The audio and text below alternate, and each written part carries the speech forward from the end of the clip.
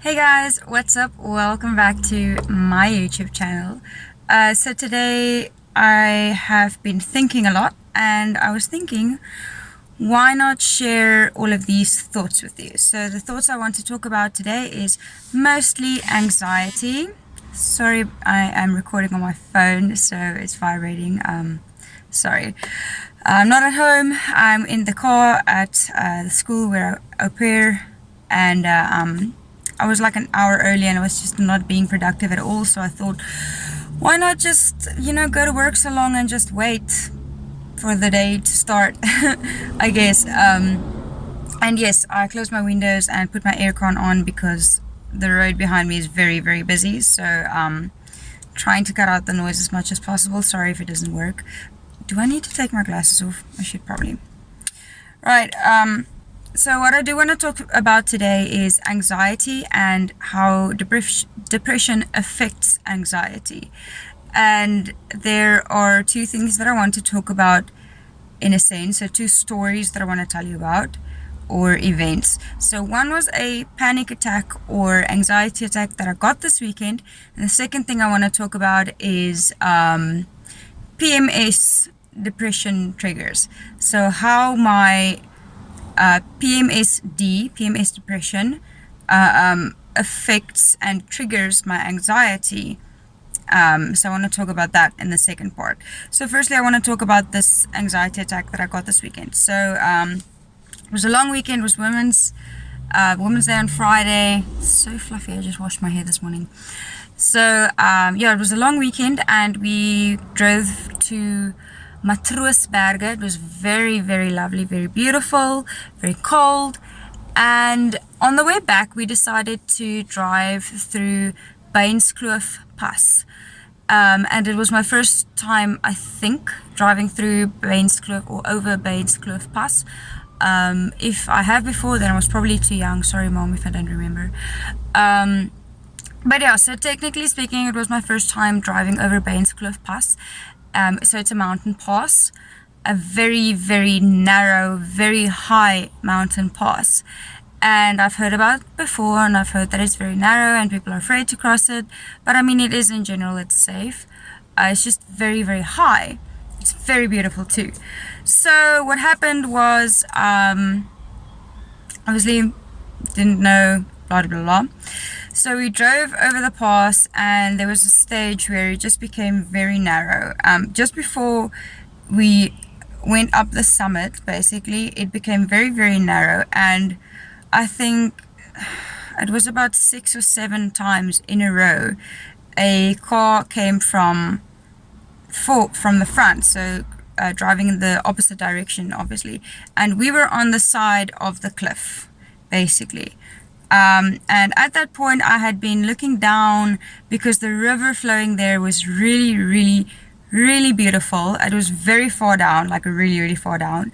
But the river was very beautiful. There was rapids, the mountains very green because it's winter time, and it's just really, really pretty. And yeah, it's very low, and I was fine with that.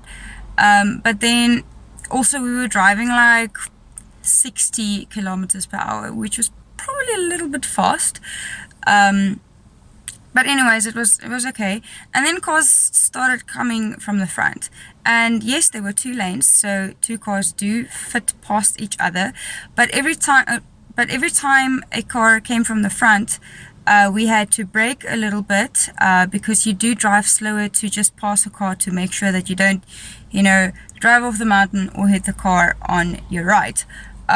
So every time we saw a car, because we drove a little bit in the middle, and then when you do find a car come from the front, you go entirely into a lane, because it's a very narrow road, and obviously you want to be as safe as possible. So if there are no cars coming from the front, you do drive a little bit in the middle. Anyways, so for like 6 or 7 times in a row, I had a fright, like, so it's basically that fright that you get when you're driving and someone drives in front of you and you're like, and your stomach drops. Or if you go very fast down a hill and your stomach drops.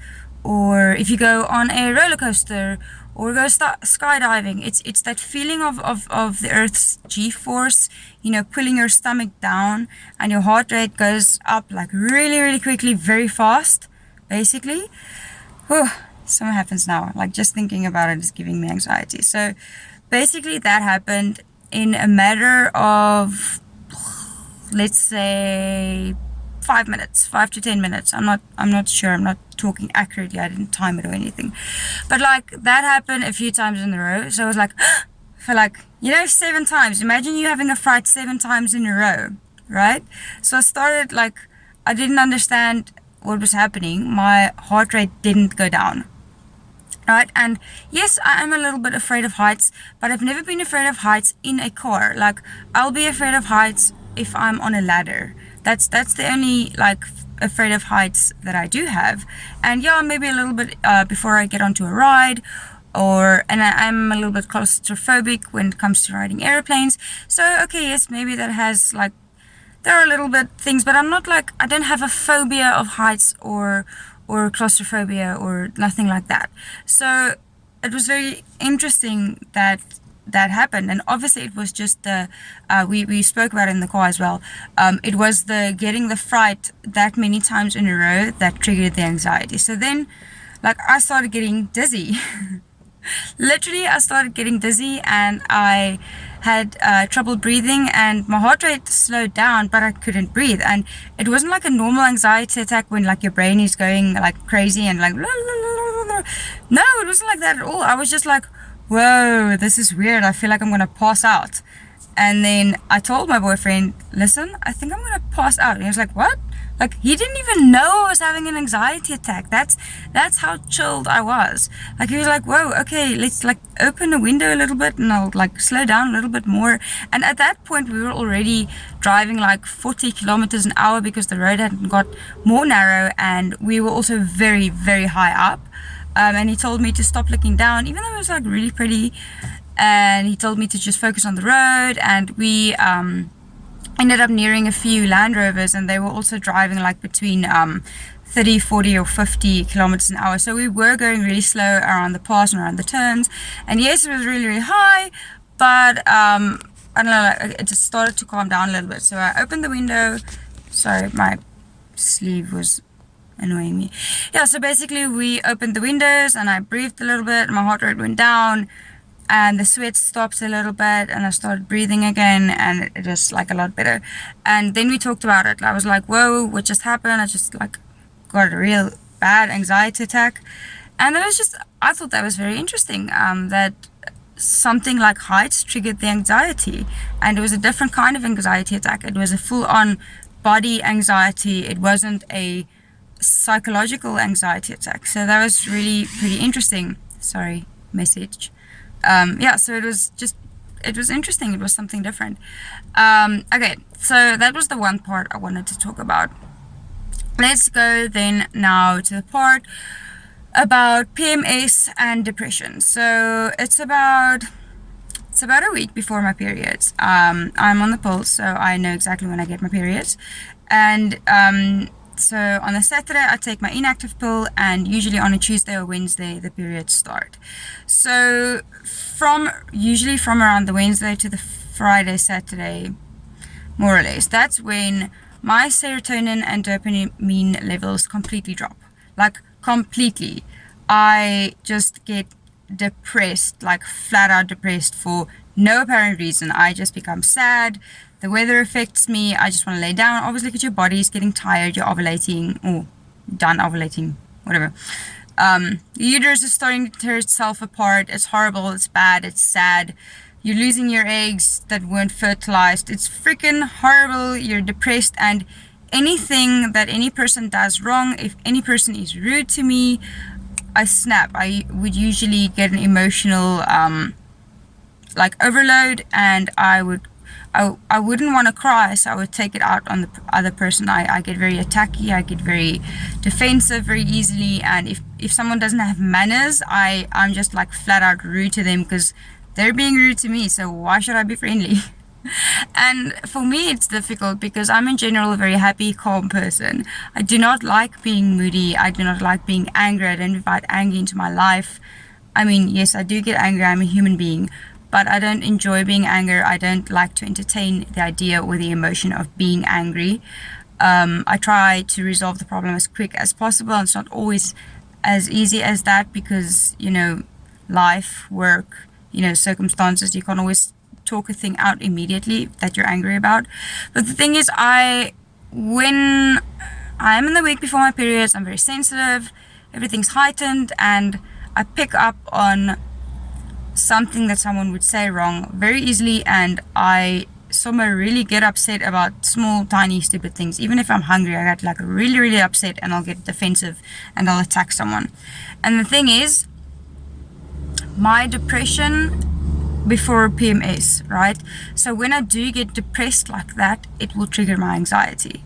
So when the levels drop and I have like a few negative thoughts, if I actually do entertain the thoughts, like my control over my depression is getting a lot better. I am learning how to recognize the negative thoughts and counteract them. I'm meditating a lot, and that is really helping me to actually just acknowledge the thoughts, they are there, but also just let them go, not entertain them. Like, acknowledge that you have to acknowledge that they are there, but you also can tell yourself, listen, those are just thoughts, you don't have to entertain them, they can actually just flow past. So I'm getting skewed. My arm is getting tired. Right, so basically, if you are at that stage where your serotonin and dopamine levels have dropped that low, and you are in this depressive state where you actually can't recognize your thoughts, and you're not able to actually tell yourself, you're not in control in a sense, so you're not strong enough in that week to be able to tell yourself, oh, that is just a thought, just let it pass, or oh, you're just hungry, go eat something, you'll feel better, or maybe just take a nap, you'll feel better, or just try and do something to take your mind off it. If you have depression, or if you are a negative person, if you're not getting treatment for your depression, like therapy that I'm getting, it's not always easy to recognize those thoughts, right? Good, okay, we get that. So now you're in the state, you're not recognizing the thoughts, and you focus on the thought, and the problem gets bigger, and you have good imagination, and the problem gets bigger and bigger and bigger, and you keep thinking about that negative thing, and then it spiderwebs out or snowballs down because you're thinking of all the factors involved with that thing, and it's just getting more and more negative, and then you get in such a negative state that you start getting anxiety because now you're worried about these things. How am I going to fix these things? What's going to happen? Like, why are these people treating me this way? Like, why is everyone against me? Why is the world falling down? And you start getting anxiety, and your heart starts pounding, and then you get that same feeling of that fright that I got on the mountain, right? The fright from the cars coming from the front every time, like, right? So that's me getting a psychological anxiety attack. So all of these negative thoughts, rumbling, it induces the heart racing, the chest closing down, body tingling, hands sweating, the worrying.